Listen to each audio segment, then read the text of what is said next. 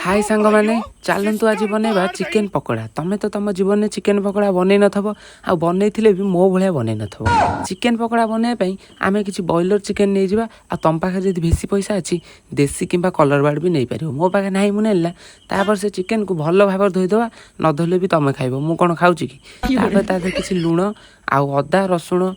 एटा कौन कंचा लंका छेचा भी पकईदे ता फाड़े लेंबू भी चुपुरदे तापर मैगी आनी जेकोसी मसला भी पकई पार मुझे रोकठोक करी तापर